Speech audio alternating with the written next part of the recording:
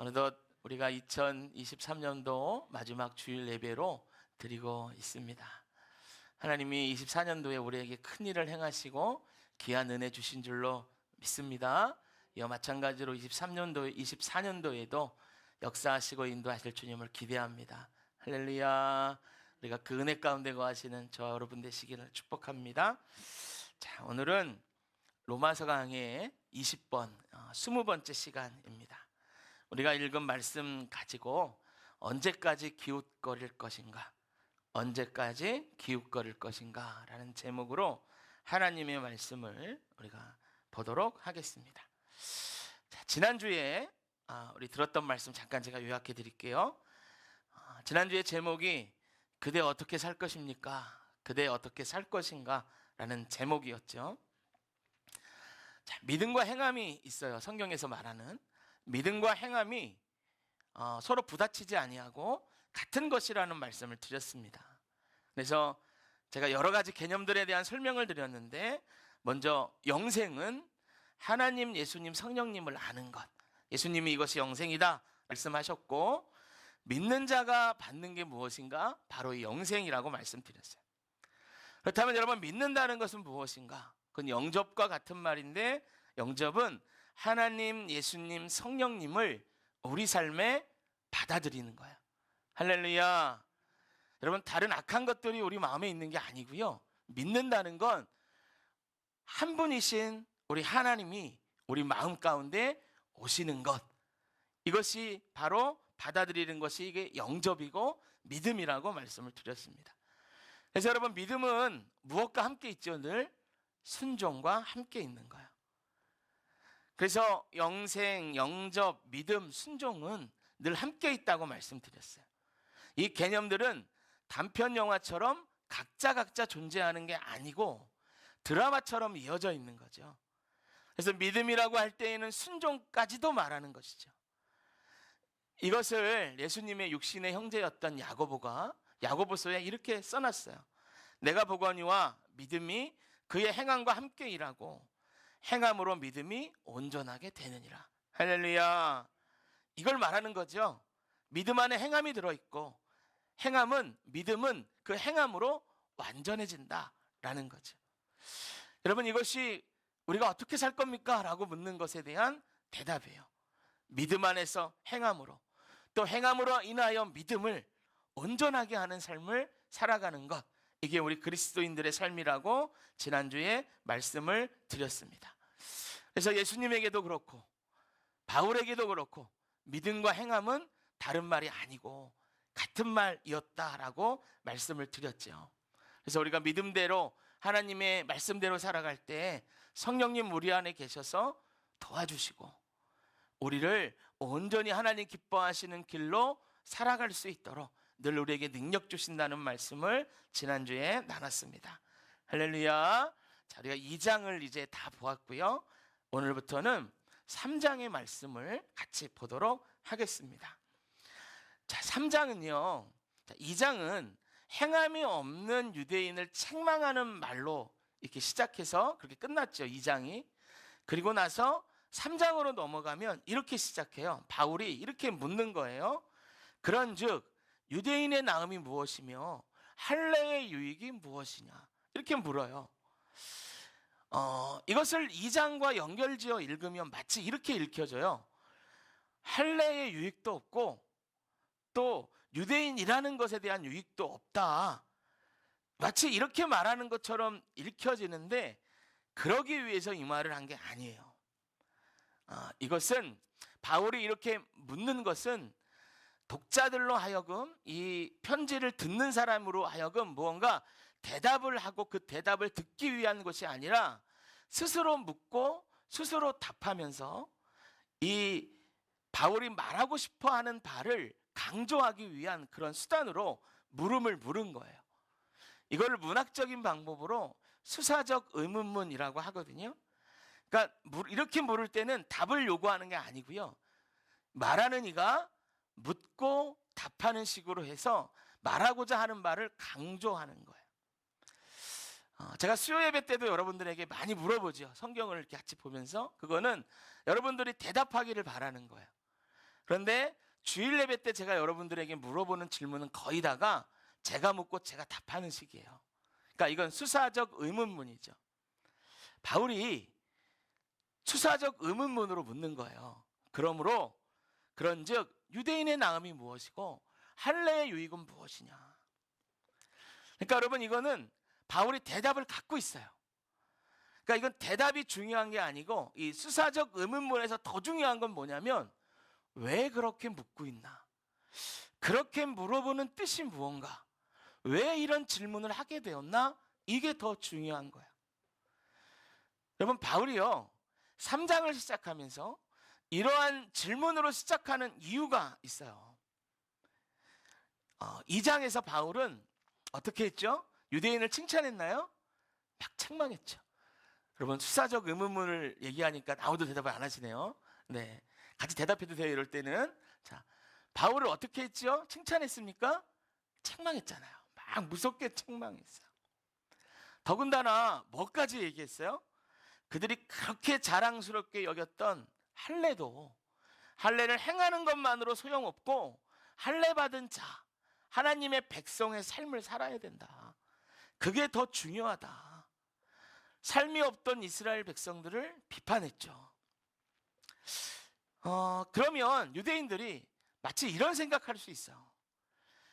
자기들이 구원의 징표처럼 여겼던 할례조차도 자신들이 생각하는 것만큼 효험이 없다면 유대인들이 이제 이렇게 생각하는 거야. 아니, 그러면 도대체 우리가 하나님의 백성이라는 거, 선택받은 백성이라는 거, 이게 무슨 소용이 있냔 말이에요. 책임만 더 많고 불이익만 더 당하는 게 아닌가 말이죠. 유대인들이 그런 생각을 이제 하게 되는 거예요. 그래서 바울은 이 수사적 의문문을 통해서 3장을 시작할 때 그렇지 않다라고 말하기 위해 이 질문으로 3장을 시작하는 거예요. 유대인들이 이렇게 생각하는 것들을 보면 우리도 가끔 이런 생각할 때 있어요.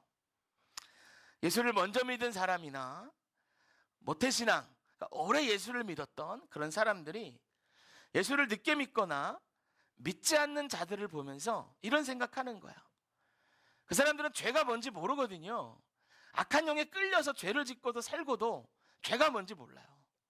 그래서 화도 내고 막 술도 마시고 담배도 마음대로 피고 막 이런 막 모습을 볼 때 우리 안에 은혜가 없으면 속으로 드는 생각이 있어요. 이게 뭐냐? 이런 겁니다. 나는 예수를 너무 빨리 믿어서 마음대로 죄도 못 짓는데 저 사람들처럼 죄라도 마음껏 지어보고 예수 믿을 걸. 죄송합니다. 저만 그런 생각했나 봐요. 표정을 보니까 전혀 아니신데 저는 모태신앙이잖아요. 제가 어려서부터 교회를 다녔단 말이에요.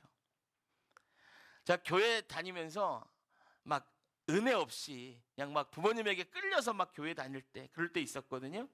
근데 부끄럽지만 저는 이런 생각 해본 적 있어요. 나는 너무 예수 빨리 믿었어.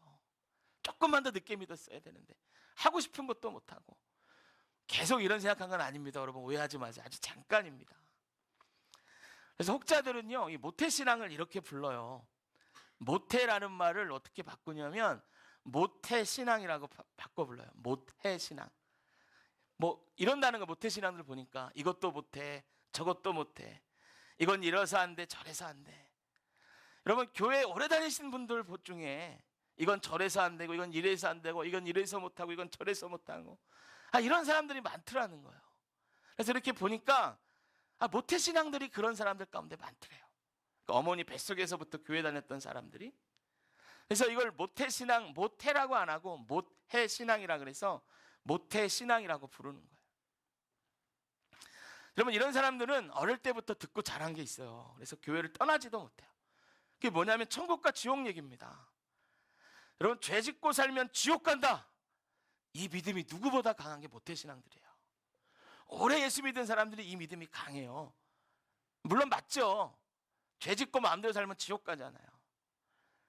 그래서 술에 물 탄 듯, 물에 술 탄 듯 그렇게 살면서도 지옥 갈까 봐 하나님을 떠나지도 못해요. 여러분, 이건 모태신앙만의 문제가 아니죠. 오래되고 고착되어 있는 교회일수록 이런 사람 많아요. 이렇게 살다 보니 그냥 은혜 없이 교회만 다니다 보니까 건조한 신앙생활을 하게 되는 거예요.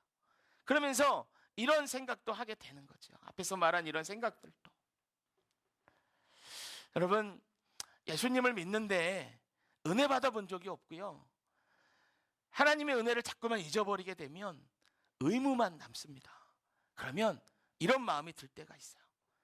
자꾸만 세상 바라보고 세상을 기웃기웃 거리게 돼요.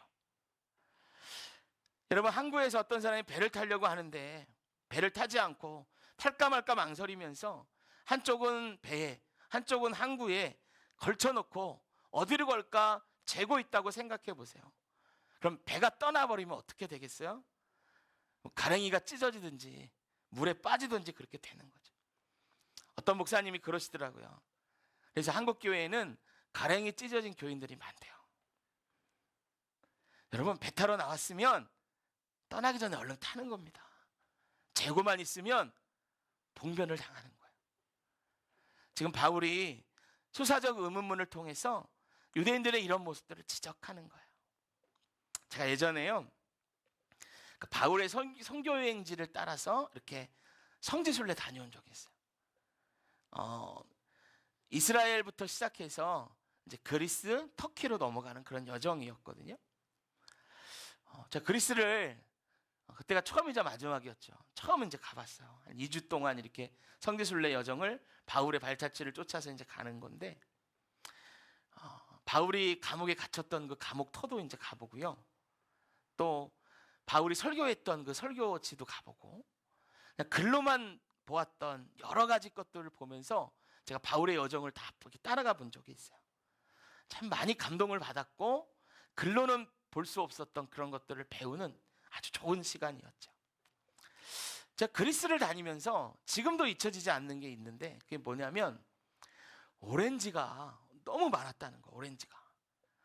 여러분, 우리나라에서는 오렌지 나무 못 보잖아요. 쉽게 못 보지 않습니까? 근데 그리스 가니까요, 이 오렌지 나무가 아주 집집마다 있더라고요.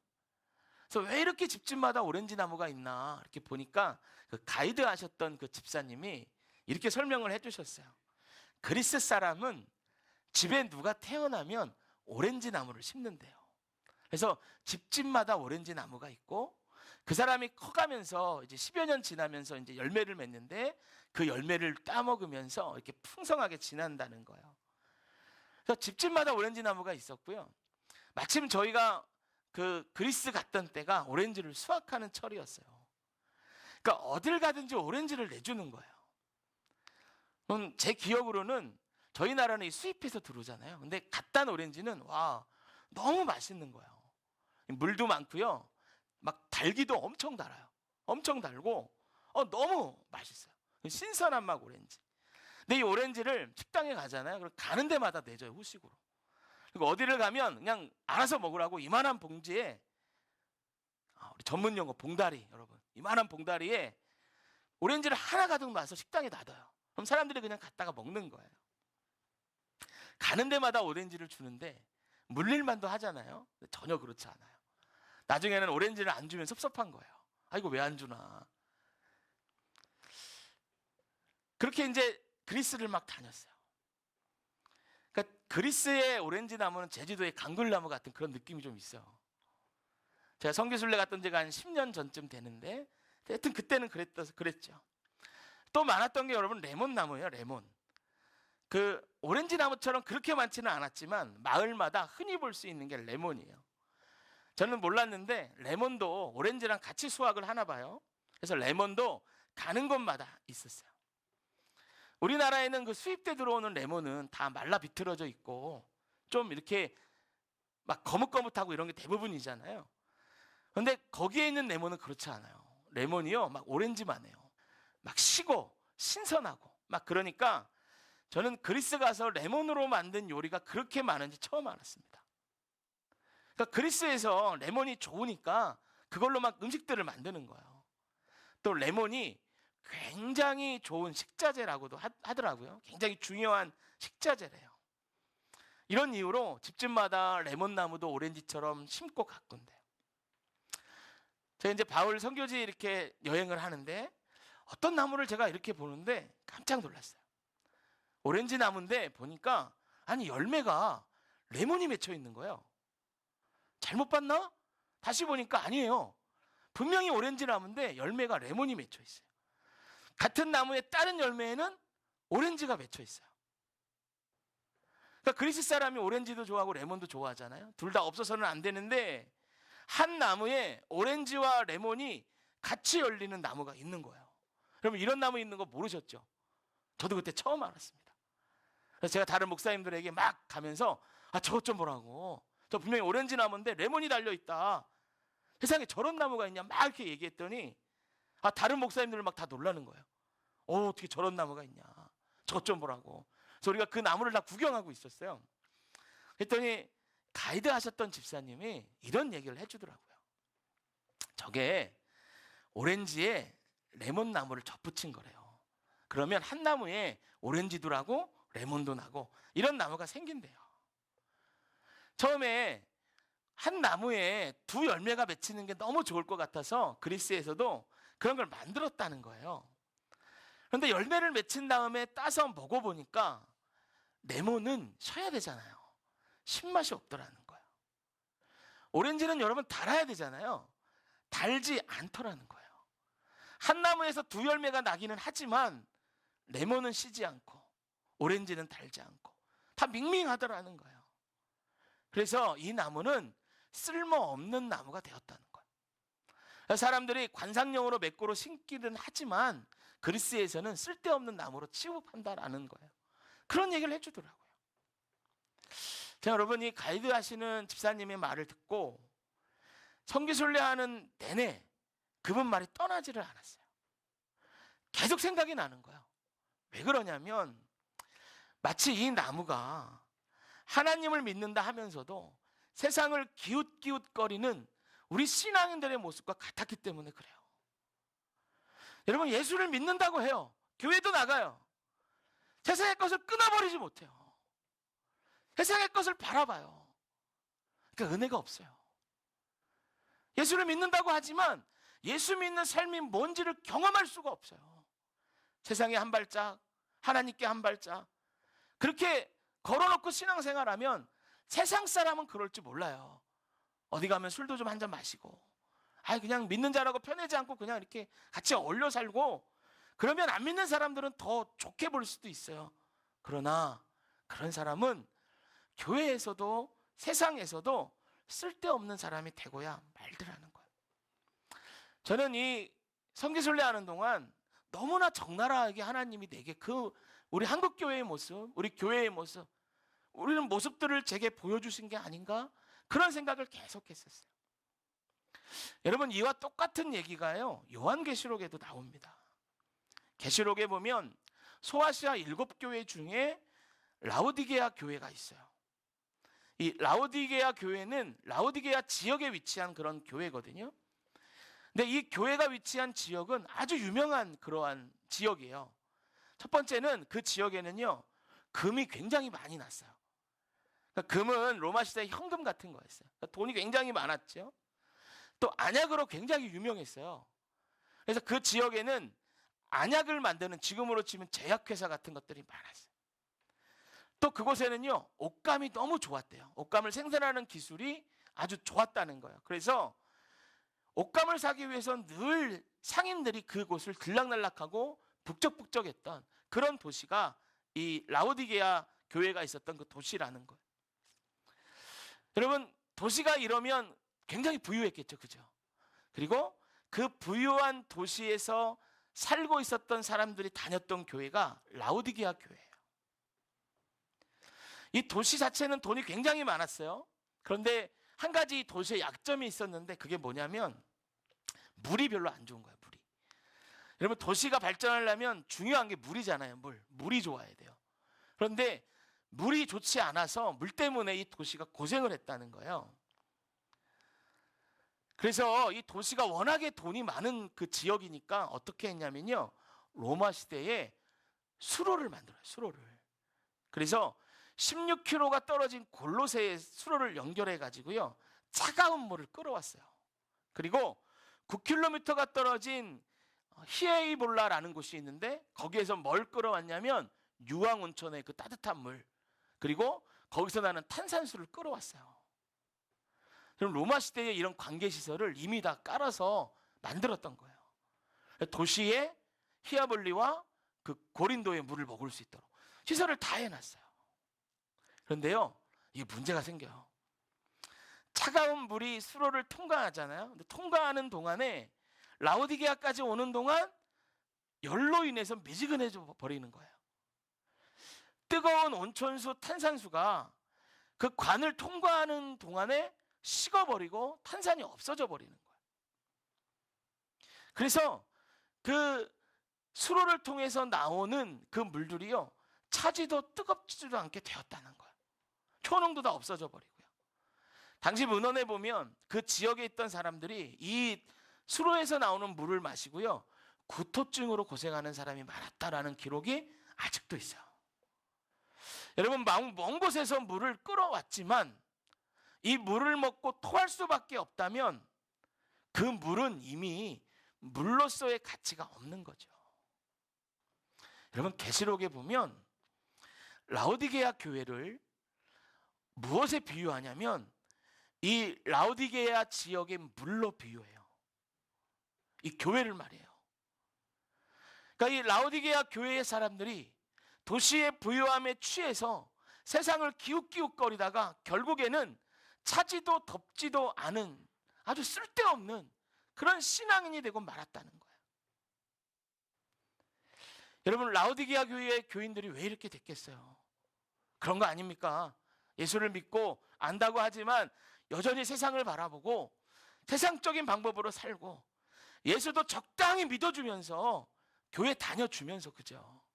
다녀주면서 그렇게 살았던 거 아니겠습니까?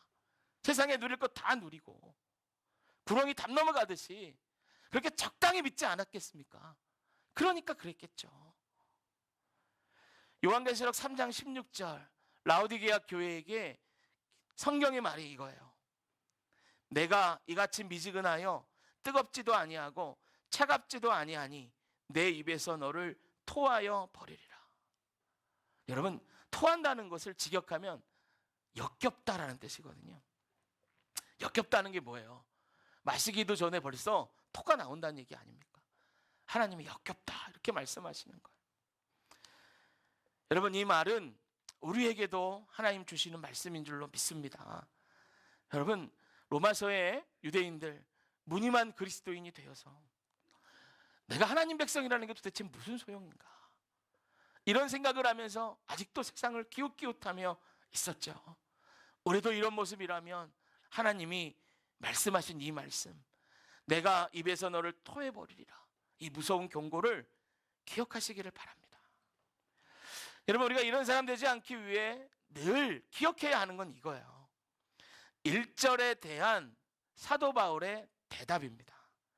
그런즉 유대인의 나음이 무엇이며 할례의 유익이 무엇이냐, 이렇게 묻던 바울이 스스로 이렇게 대답합니다. 3장 2절에 범사에 많으니, 할렐루야, 우리 크게 한번 아멘 합시다. 할렐루야. 범사에 많으니, 여러분, 하나님의 백성됨이 어떤 유익이 있는가? 범사에 많다는 거예요. 세상과는 비교조차 할 수 없다는 거예요. 우리가 늘 이 하나님의 은혜를 기억해야 돼요. 범사에 많으니라, 이 고백이 저와 여러분의 삶의 고백이 되어야 할 줄로 믿습니다. 할렐루야. 여러분, 오늘이 23년도 마지막 예배입니다. 정말 신년 예배를 드린 게 엊그제 같아요. 그런데 벌써 마지막 예배가 왔어요. 23년도도 우리가 되돌아갈 수 없는 시간을 살지 않았습니까? 여러분, 어떻게 시간을 보내셨습니까? 이 모양 저 모양으로 1년을 사셨겠지만 23년을 보내면서 우리가 입술을 통하여 동일하게 고백해야 할 것이 있어요. 그게 뭐냐면, 하나님, 내게 범사에 받은 은혜가 많습니다. 할렐루야. 그럼 따라해 볼까요? 하나님, 하나님, 내게 범사에 받은 은혜가 많습니다. 할렐루야. 여러분, 이게 우리의 고백되어야 할 줄로 믿습니다. 하나님이 우리에게 어떤 은혜를 주셨는지, 하나님이 어떻게 우리를 살려주셔서 23년도를 살게 하셨는지 늘 기억하는 저와 여러분 되시기를 축원합니다. 축원합니다. 여러분, 그 말씀과 그 은혜를 가지고 살아가는 저와 여러분 되시기를 바랍니다. 여러분, 여기에 세상과 하나님을 아직도 저울질하고 양쪽에서 어디를 둘까 아직도 헤매고 계신 분이 계시다면 여러분, 오늘 예배 잘 오신 거예요. 하나님이 당신을 부르신 겁니다. 결정하라고 부르신 겁니다. 내가 너를 토해버리리라. 하나님이 어미하신 심판을 맞닥뜨리기 전에 결정하십시오. 두 발을 하나님으로 옮기십시오. 그 하나님이 여러분들에게 범사에 많은 은혜를 주셔서 하나님께로 살아갈 수 있도록 이끌어 주실 줄로 믿습니다. 할렐루야. 우리가 좀 설교 마무리하면서 이렇게 좀 같이 인사하면서 좀 마무리하면 좋겠습니다. 전후좌우 보시면서 우리가 이렇게 한번 인사합시다. 2004년도에 더 큰 하나님의 은혜가 있습니다. 좀 긴가요, 여러분? 네, 한번 따라 해봅시다. 2024년도에 더 큰 하나님의 은혜가 있습니다. 시작. 2024년도에 더 큰 하나님의 은혜가 있습니다. 할렐루야. 제가 잠깐 기도하고 예배 마칩니다.